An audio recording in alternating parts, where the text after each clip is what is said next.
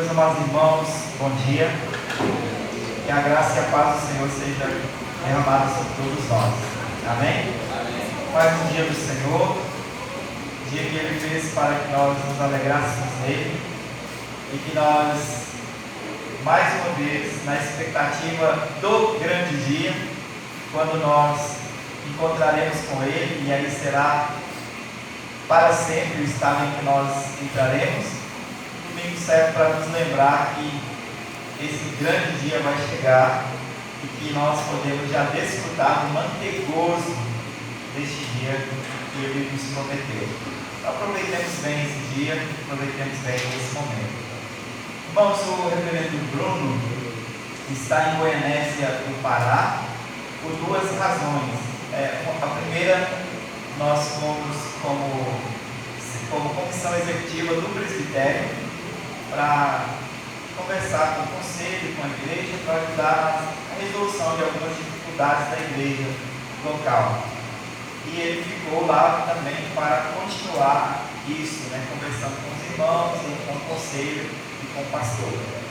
E também por ocasião do congresso da nossa UPH, da Federação de UPH. Então ele está pregando também no congresso até agora de manhã. À noite o pastor Bruno estará aqui com os irmãos, teremos ceia do Senhor à noite. Então, ele pediu que eu desse esse recado para os irmãos e pedisse que também os irmãos orassem pelo retorno dele e que orássemos pela igreja de Goianésia, que tem enfrentado algumas dificuldades, e já não é de hoje, uma igreja irmã nossa, que tem enfrentado algumas dificuldades já há alguns dias, há algum tempo. Nós vamos estar orando por eles.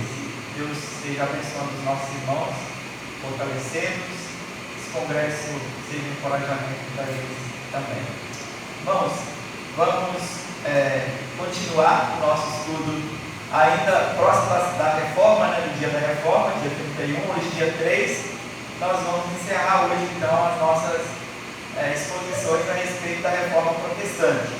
No domingo passado nós tratamos da redescoberta das Escrituras, o que a redescoberta das Escrituras deve provocar no verdadeiro crente, quais são as atitudes que decorrem da redescoberta das Escrituras. E foi isso que aconteceu logo após a reforma, com a proposta dos reformadores de voltar para os princípios elementares da fé, voltar para os pilares do cristianismo, e assim promover uma grande reforma na vida da igreja.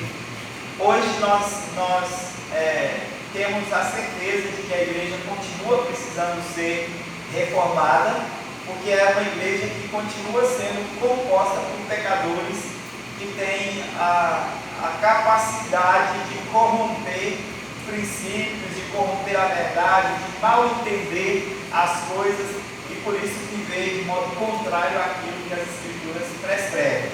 Nós vamos continuar no texto de Neemias, hoje no capítulo 10, a partir do versículo 28, continuando a olhar para a reforma que aconteceu em Jerusalém a partir de Neemias e Esdras, e vemos como alguns princípios são atemporais. O que Esdras e Neemias fizeram ali são princípios atemporais que se aplicam a todas as épocas, e a palavra de Deus deve ser aplicada para nós hoje, no nosso contexto. É claro que algumas aplicações são mais específicas, diferentes daquele momento, mas nós podemos aplicar a palavra do Senhor para nós hoje, a partir daquilo que aconteceu naquele período. Convido os irmãos então a abrirem suas Bíblias no capítulo 10 de Neemias, do versículo 28 ao 39. Eu vou fazer a leitura e peço que os irmãos acompanhem comigo e, por favor, mantenham as suas Bíblias abertas depois da leitura, para que possamos analisar o texto. Neemias 10, de 28 a 39. Leiamos a palavra do Senhor, que diz assim: O resto do povo, os sacerdotes, os levitas, os porteiros, os cantores, os servidores do templo e todos os que se tinham separado dos povos de outras terras para a lei de Deus, suas mulheres, seus filhos e suas filhas, todos os que tinham saber e entendimento, firmemente aderiram a seus irmãos, seus nobres convieram, numa imprecação e num juramento, de que andariam na lei de Deus, que foi dada por intermédio de Moisés, servo de Deus, e de que guardariam e cumpririam todos os mandamentos do Senhor nosso Deus, e os seus juízos e os seus estatutos, de que não dariam as suas filhas aos povos da terra, nem tomariam as filhas deles para os seus filhos, de que trazendo os povos da terra no dia de sábado qualquer mercadoria, qualquer cereal para venderem, nada comprariam deles no sábado, nem no dia santificado, e de que no ano 7º abririam mão da colheita e de toda e qualquer cobrança.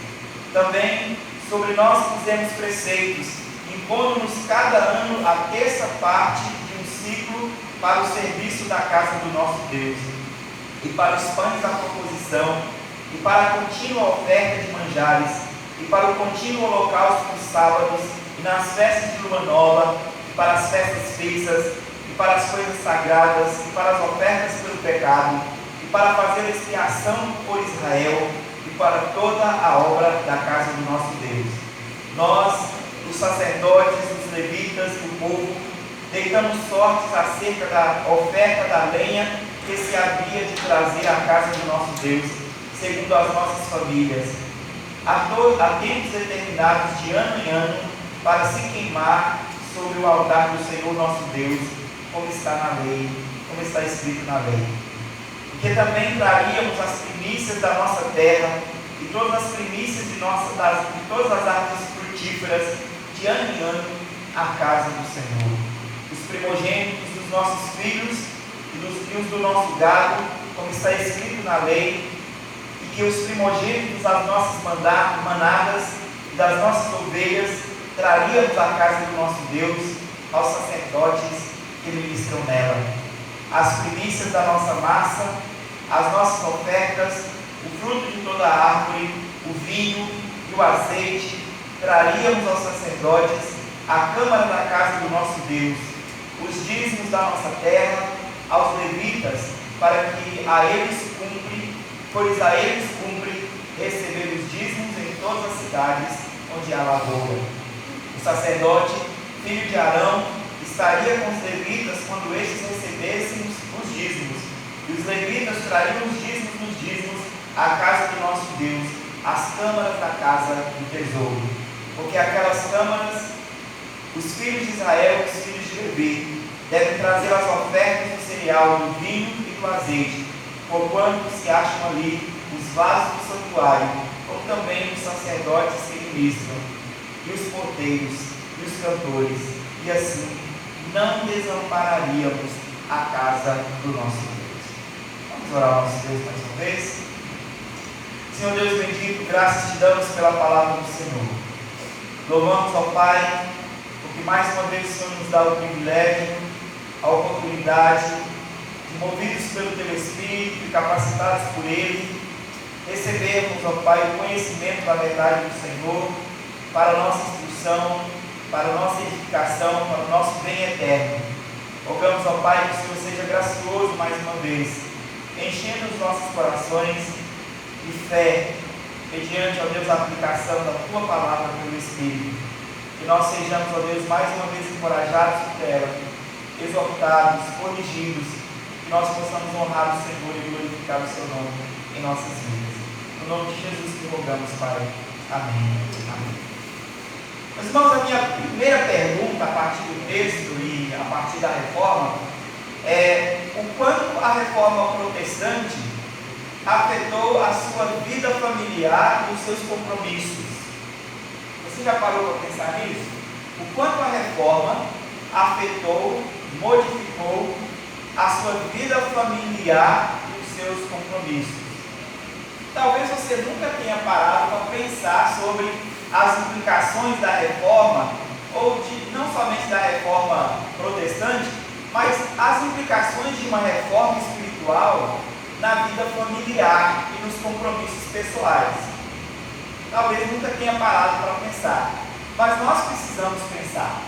Geralmente a gente analisa a reforma a partir dos efeitos que ela teve na vida da igreja como um corpo e na sociedade. E a gente geralmente tem estudos nessa época, nesse período de comemoração de aniversário da Reforma Protestante, a gente faz análise das implicações ou da influência, dos resultados e efeitos da Reforma Protestante na teologia cristã, os efeitos da Reforma na prática de culto, na vida da igreja, os efeitos da Reforma na vida da sociedade, na educação, na política. Essas coisas geralmente são as análises, são os pontos que nós usamos para análise durante os períodos de comemoração de aniversário da Reforma. Dificilmente a gente ouve alguma preleção, alguma exposição onde se analisa os efeitos da reforma, as implicações da reforma para a nossa vida familiar e para os nossos compromissos pessoais. E é o que eu proponho aqui hoje a partir do texto de Neemias. Que nós pensemos, reflitamos sobre o quanto uma reforma espiritual, o quanto a reforma protestante e uma reforma espiritual necessária ainda nos nossos dias, como passou a ser lema da reforma, das igrejas reformadas também, que igreja reformada sempre reformando, porque a igreja sempre precisa retornar às escrituras, sempre precisa retornar à palavra de Deus, pensando que nós precisamos constantemente de reforma na igreja, de reforma na nossa vida. Como essas reformas podem ter implicações e efeitos na nossa vida? Bem, já fiz um monte de perguntas, mas eu quero fazer ainda mais algumas. A primeira delas, que eu já fiz aqui falando sobre os nossos compromissos com as gerações futuras e especialmente com os nossos filhos, eu vou repetir. O quanto você gasta por mês, não precisa responder, é retórica, tá? O quanto você gasta por mês na educação dos seus filhos, ou os pais que já têm filhos formados, o quanto você gastou por mês, o quanto você gastou na vida, na educação do seu filho, na formação profissional do seu filho. Talvez se fizer um cálculo rápido aí, geralmente a gente calcula aí varia muito o preço de educação, né? Até a formação no ensino médio, talvez os pais gastam entre 8 mil e 20 mil reais por mês na educação de filhos. Quando os filhos vão para a universidade, dependendo do curso, os custos podem ser muito maiores, alguns cursos podendo chegar até a 80 ou 120 mil por ano, né, de gastos na formação dos filhos. A minha segunda pergunta, ainda relacionada a essa, é: você estaria disposto a pagar quanto para que o seu filho fosse para o céu? Se fosse possível você pagar a entrada do seu filho no céu, você estaria disposto a pagar quanto pela entrada do seu filho no céu, pela salvação do seu filho? A gente sabe que não precisamos pagar, que quando a igreja propôs que se pagasse pela salvação, ela foi duramente condenada, porque as escrituras dizem que a salvação é pela graça. Mas a pergunta serve para que nós analisemos o quanto nós estamos dispostos a investir na educação espiritual de nossos filhos, ou o quanto nós estamos dispostos a gastar, a investir no nosso tempo, seja dinheiro, seja o que for, que nós estamos dispostos a gastar pelo sucesso espiritual de nossos filhos. Aqui claramente a gente já tem que sentar e reconhecer que a maioria de nós está mais preocupada com a formação profissional dos nossos filhos do que com a formação espiritual deles. E aqui nós já temos que começar nos corando de vergonha e nos humilhando na presença do Senhor, pedindo perdão, porque as nossas prioridades estão erradas. Segunda questão que eu quero levantar aqui: o quanto você está disposto a argumentar com o seu filho, especialmente com os filhos maiores de idade, né? A gente acha que não pode mais interferir tanto na vida deles e que a gente deve dar uma certa liberdade para que eles possam tomar suas decisões, e a gente diz: eu preparei na vida enquanto estava lá debaixo da minha responsabilidade, agora é maior de idade, tem que tomar suas próprias decisões. A pergunta é: será? Então eu queria te perguntar primeiro, o quanto você está disposto a argumentar com seu filho, a debater, discutir com seu filho, para convencê-lo a não ir para aquela faculdade que você acha que não vai fazer bem para ele. Talvez porque o campus não é bom, o ambiente do campus não é bom, talvez porque a filosofia adotada pela universidade não é de acordo com os princípios da fé cristã, talvez porque ele vai viver sozinho naquele lugar, naquela cidade, e você conhecendo o seu gado, sabe que o seu filho não está espiritualmente consistente ainda para enfrentar a vida sozinho, e aí talvez você gastasse tempo argumentando ou debatendo com ele para convencê-lo a não ir para a universidade. Em geral, hoje, menos do que no passado, os pais debatem, discutem, enfrentam os filhos, contrariam vontade, faz o filho ficar com raiva, mas diz: para essa universidade você não vai. E ele diz: vou sim. O pai diz: não vai, porque se você for, você vai sozinho, eu não pago. Não acontece isso? Não é muito comum? No passado ainda muito mais, quando os pais determinavam até que curso o filho iria fazer. Os pais diriam: não, essa área que você quer escolher, eu não aprovo. Você vai fazer medicina, você vai fazer direito, você vai fazer engenharia, qualquer outra profissão que ganhe dinheiro. Mas isso aí é coisa de vagabundo, não vai fazer isso não. Geralmente os pais interferiam demais na decisão do filho. Agora, uma pergunta: você faz isso, você faria isso, porque você imagina ou pensa que pela sua experiência, pelo conhecimento que você tem do contexto, você poderia privar o seu filho de consequências danosas, de males futuros, de males de uma decisão errada do seu filho. Por isso você argumenta, você briga, você impõe, você deixa o seu filho com raiva, mas você impõe sua vontade, você discute sua vontade com o seu filho. Agora a questão é: você faria a mesma coisa, com o mesmo empenho, se o seu filho chegasse em casa dizendo: pai, eu vou casar com aquela moça, ou a filha chegasse dizendo: pai, eu vou casar com aquele rapaz, ele não é da igreja? Você brigaria do mesmo modo para que o seu filho ou a sua filha não casasse, para tentar convencê-lo de que ele não deve casar com um incrédulo, porque isso é contrário à lei de Deus, e porque casar-se com um incrédulo poderia trazer consequências danosas para ele e para o seu futuro? Faria a mesma coisa? Geralmente a gente responde: não, eu não posso interferir na vontade do meu filho, ele quer casar, eu sou contra, mas fazer o quê? E às vezes o pai vai empurrar para o casamento, mas vai, ainda paga tudo.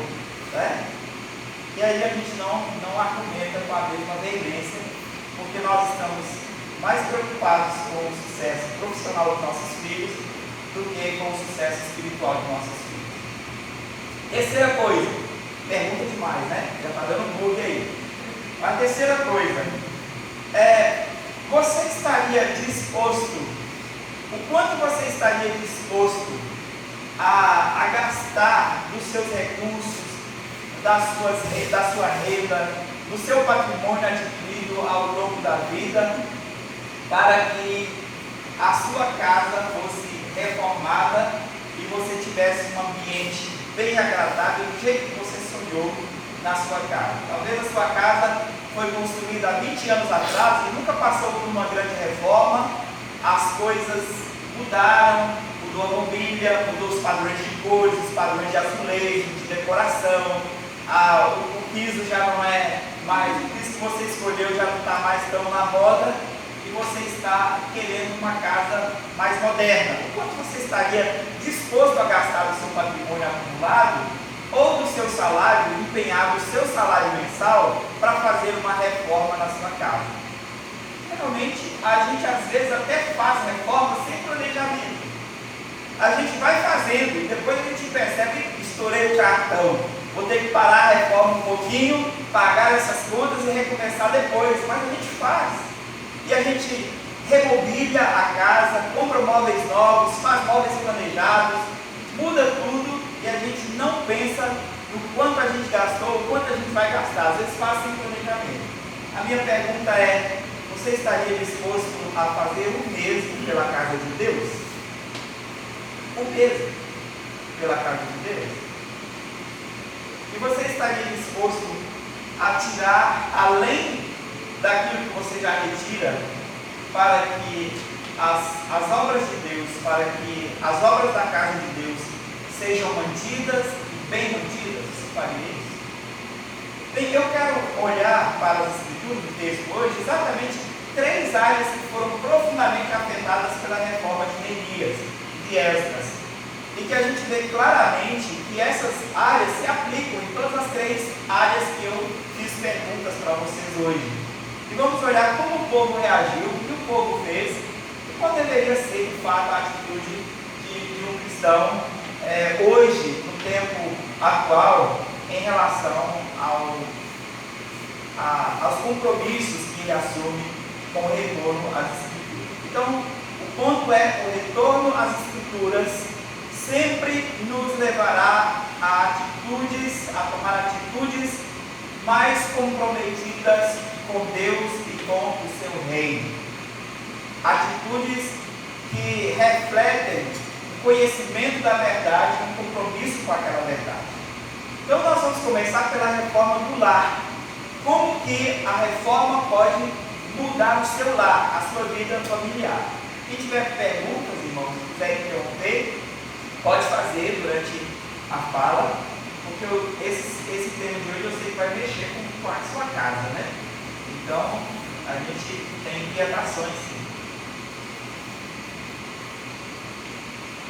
Então, vamos olhar para o texto da palavra do Senhor, começando em primeiro lugar, olhando o que é que de fato aconteceu ali. Nós vimos então que a palavra do Senhor foi lida diante do povo, nós vimos no capítulo 8.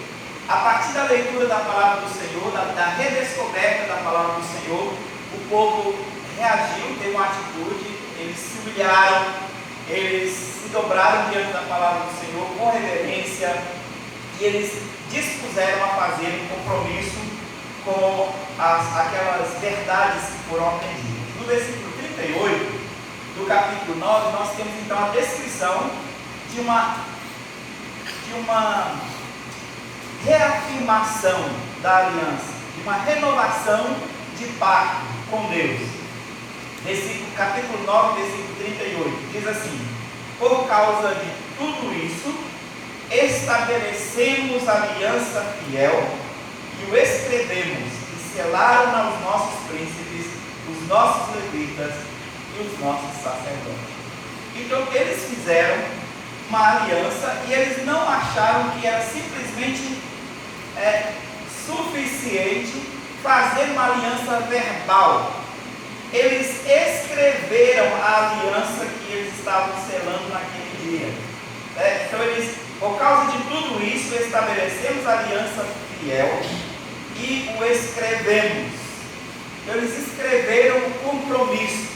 Isso se chama subscrição confessional, que geralmente a gente acha que a subscrição confessional ela deve ser praticada apenas pelos pastores no dia da ordenação e pelos oficiais, pelos presbíteros e pelos diáconos no dia da sua ordenação aqui à frente. Eles fazem aquele compromisso de que eles entendem, reconhecem os símbolos de fé da Igreja Presbiteriana do Brasil como correta, fiel interpretação da palavra de Deus, e que eles prometem se submeter a ela. Os pastores, mais que isso, eles se comprometem a submeter aos símbolos de fé, mas também ensiná-los corretamente. Então, são compromissos que nós fazemos, os oficiais fazem na subscrição confessional.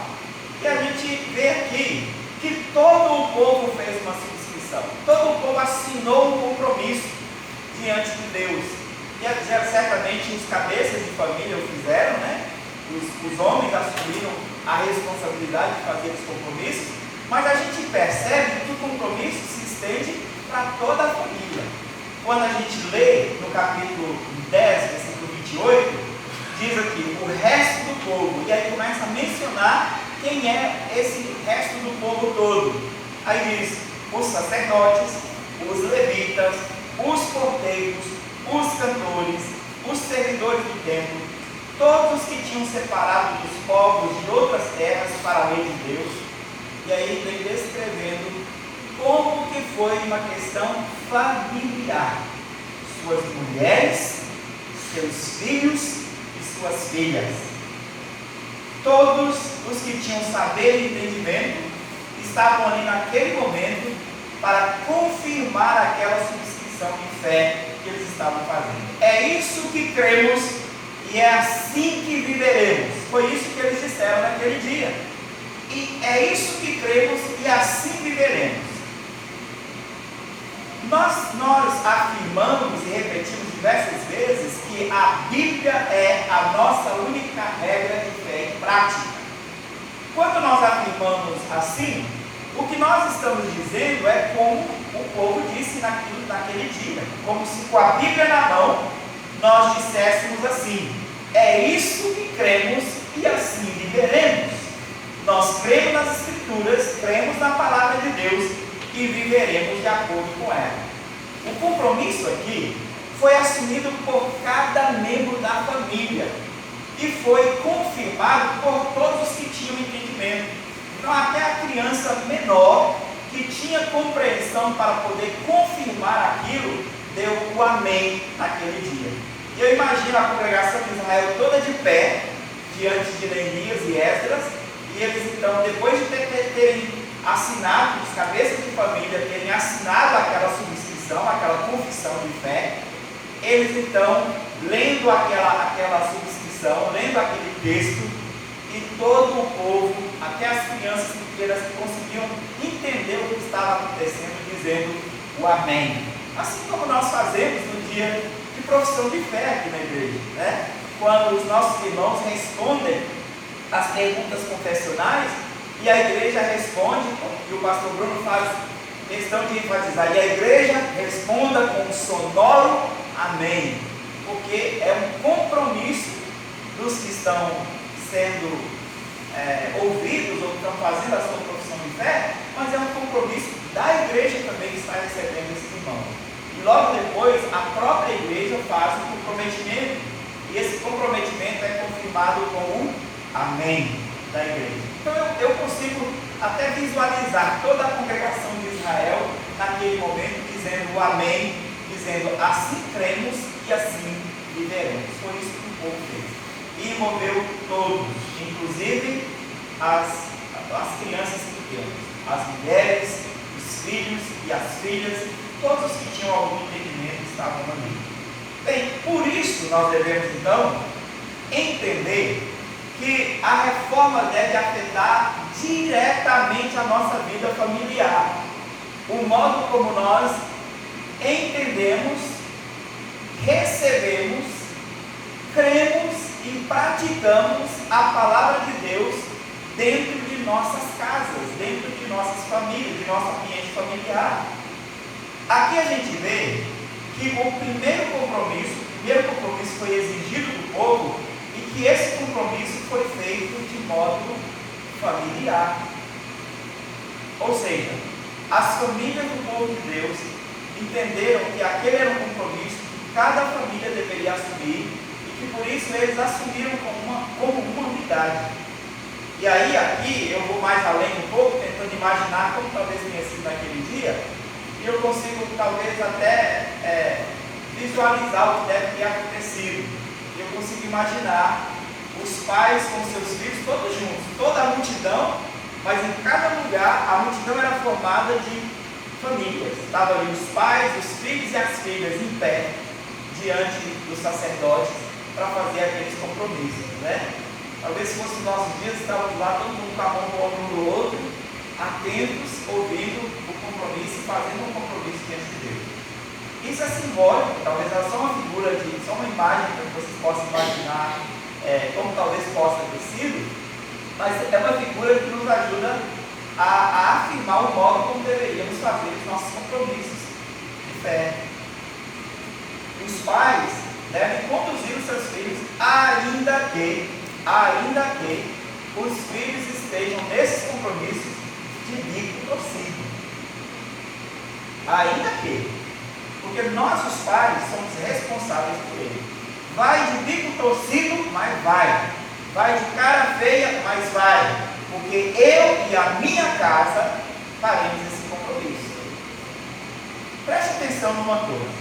O seu filho acorda de manhã e ele diz: ah, pai, eu não quero ir na escola hoje não. Estou com preguiça.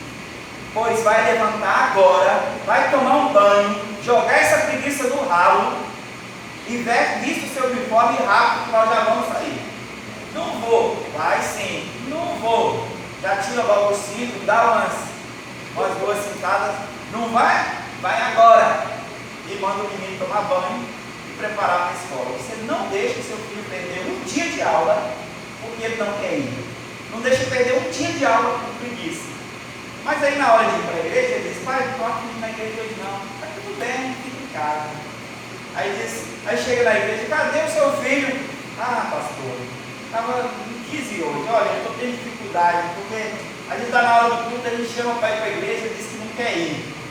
Como é que diz que não quer ir? Você deixou ele em casa, meu irmão. Não tem coisa de não quer ir, não.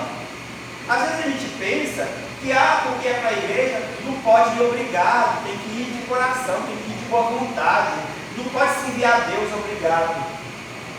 Quando Josias fez a reforma em Israel, Josias saiu destruindo todos os altos, todos os lugares de idolatria, e ele decretou e ele obrigou as famílias, lá está escrito essas palavras em Josias, obrigou que todas as famílias deitassem fora os seus ídolos e que voltassem a adorar a Deus. Josias, o rei, obrigou o povo, não foi de boa vontade. E muitas vezes a reforma da sua casa não vai começar de boa vontade, vai começar com um confronto, com você brigando com o filho para tomar banho para ir para a igreja, com você brigando com o filho para sentar e ouvir na hora do culto doméstico, talvez brigando com ele para que ele fique parado na hora da leitura bíblica, mas você precisa mostrar para o seu filho que você tem responsabilidade espiritual dele e que você não pode deixar que as vontades do seu filho determinem o seu futuro. Lembre que o seu filho é pecador e você não pode deixar a vontade de um pecador sobre o qual você tem responsabilidade prevalecer. E aí a gente às vezes pensa: ah não, para as coisas da igreja não pode ser obrigado. O menino tem 12 anos, mas não quer vir mais para a igreja, eu não vou obrigar, pastor. Porque as coisas de Deus não podem ser obrigadas. Irmão, você vai pagar caro por isso. Caro. Graças a Deus que o pagamento não é na vida eterna, né? Porque os salvos, Cristo pagou por nós o preço da nossa. Cristo pagou o que seria cobrado de nós. Mas a Bíblia é clara, o autor aos Hebreus diz que o juízo do Senhor vem sobre a casa de Israel. Pedro fala sobre isso também. E o juízo começa pela casa, e ele diz que no tempo presente o juízo começa pela casa. Então nós somos julgados no tempo presente, disciplinados, e às vezes com duras disciplinas, com consequências terríveis, por causa de decisões irresponsáveis que nós tomamos como pais. E nós deixamos que os nossos pais tomem livremente a decisão de arruinar as suas vidas, porque nós não queremos contrariar a vontade dos nossos filhos. Está errado. Está errado. Aqui a gente vê o compromisso familiar sendo feito, todos os homens, mulheres, seus filhos e filhas, todos tomaram a decisão. Então, pense nisso.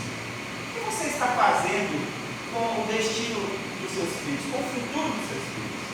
você está talvez entregando a consequências danosas. É claro que em alguns momentos você vai, depois de ter tanto falado, o filho é de maior já, o filho já é maior de idade, e depois de tanto falar, depois de tanto exortar, depois de tanto orientar, o seu filho ainda decidiu tomar uma decisão contrária à sua. O filho tem que entender, filho, se você fez isso ou faz isso, que você está quebrando o quinto mandamento.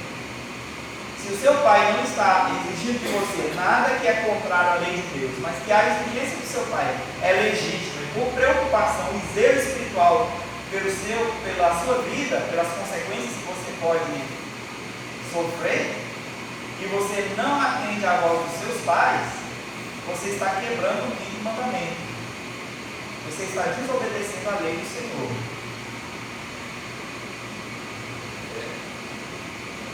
Com relação a isso, a responsabilidade dos pais também é gritante nesse sentido. Nós vemos crianças da mais tenra idade, já 2, 3 anos, já tomando posição dos pais que deveriam ser autoridades, né? Não fazem nada contrário.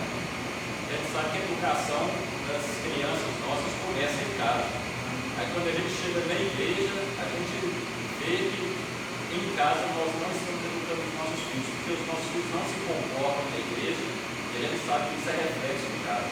Na hora da leitura, a gente não tem mais a percepção de que a leitura bíblica é Deus falando conosco, e aquilo ali tem uma bravura, e as crianças bagunçam ali, e a gente foge da nossa responsabilidade de orientar as nossas crianças. Está lendo a palavra de Deus, é Deus falando conosco, tem que ficar atento. Na hora da oração, crianças bagunçam porque nós, como pais, estamos sendo irresponsáveis na educação dos nossos filhos. Então, a reforma tem que começar na nossa casa, né, para ela se refletir na igreja. E depois, quando chegar a adolescência, se refletir ali. Porque na adolescência o que vai acontecer também é reflexo do que nós, como pais, falhamos lá atrás na educação dos nossos filhos. Exatamente. Agora, a gente tem a dificuldade, né? Especialmente igrejas que adotam a postura de não tirarem as suas crianças, a gente vai ter dificuldade sim com os pequenininhos até que eles aprendam. Eles vão gritar, às vezes vão fazer barulho, vão chorar, mas a gente precisa ter um compromisso de ensiná-los. Vai chegar uma idade que eles mesmos vão aprendendo, né? Vão entendendo que eles precisam parar e prestar atenção. E às vezes a gente desiste porque dá muito trabalho, né? Dá trabalho. Você traz o menino para a igreja e ele começa a barulhar, e vem um culto de barulho, vai o outro, ele dá trabalho, vem o outro, aí ele já fica constrangido, com vergonha, e às vezes eu não vou ficar mais dentro da igreja. Na hora da pregação, ou na hora eu vou sair. Na hora do louvor até tá bom, né? Porque eles gritam, a música tampa a voz. Mas na hora da pregação eu vou sair porque eu estou com vergonha. Mas a gente precisa permanecer, precisa entender que é nosso papel ensiná-los, né?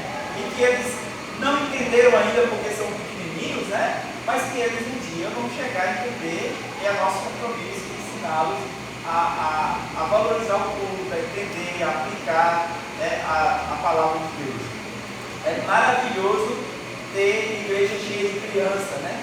É maravilhoso. E é bom, até eu não me lembro agora se é John Piper, que fala sobre o choro da criança no culto, né? A Bíblia fala que da boca dos pequeninos sai o perfeito louvor.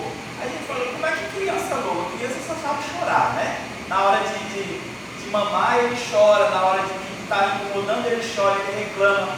Mas aí ele diz o seguinte, olha, primeiro que nós precisamos lembrar que o choro da criança quando ela está com fome ou quando ela está incomodada com alguma coisa, foi algo que o próprio Deus criou. Você já percebeu que toda criança, todo bebê faz assim? Toda criança age desse modo? Foi algo que o próprio Deus deu para que ele pudesse comunicar com a mãe, já que ele não sabe falar ainda. Então, não sabendo falar é o modo de comunicar, é o modo de ele falar. E aí, foi Deus quem criou a criança assim. Ela chora quando está com fome, ela grita quando está incomodada, ela chora quando ela está incomodada, E aí nós lembramos que o Criador a fez assim. O grito da criança, o choro da criança, deve nos lembrar que o Criador a fez assim. E isso glorifica a Deus. Assim como o sol, que no Salmo 19 glorifica a Deus, né, quando ele sai de um lado para o outro, a gente assiste aquele espetáculo, diz isso glorifica a Deus. O choro da criança deveria nos fazer lembrar também que isso glorifica a Deus, que o bebê está chorando porque Deus criou a criança com aquele instinto, aquela disposição de anunciar quando ele precisa da atenção, de cuidar da mãe. Às vezes é o velho Adão mesmo, às vezes é filho de Adão, né? Às vezes é a velha natureza, o menino é pequenininho, mas a natureza é velha, né? Às vezes é a velha natureza mesmo, vai precisar de disciplina. Mas às vezes é só o modo da criança comunicar. E aí, com o passar do tempo, a gente vai ensinando a criança. Mas nós cometemos erros.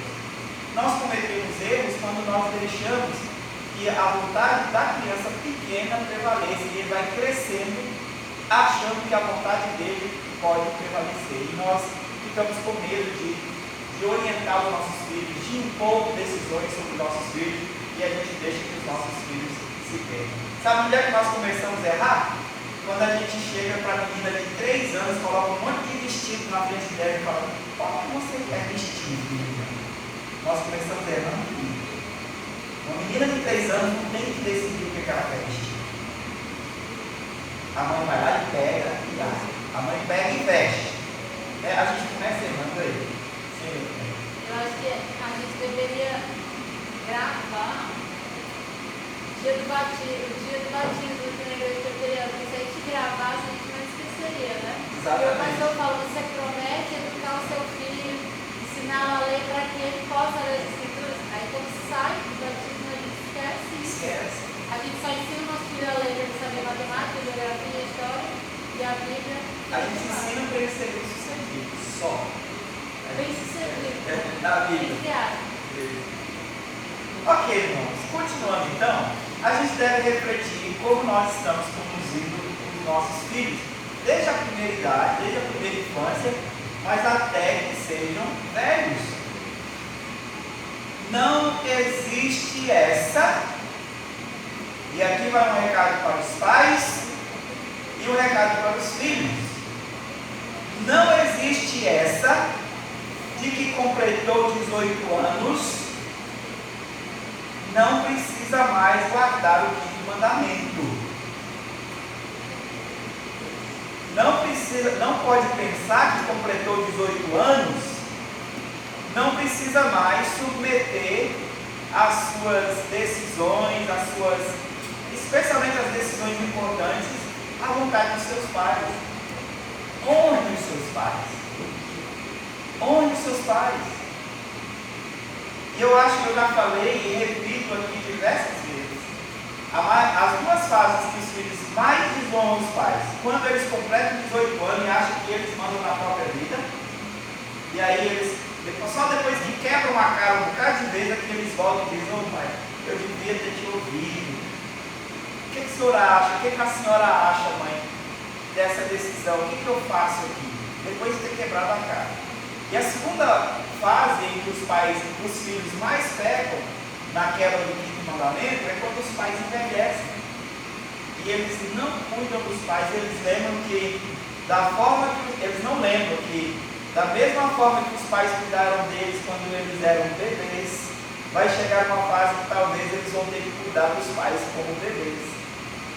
Inclusive trocando fralda.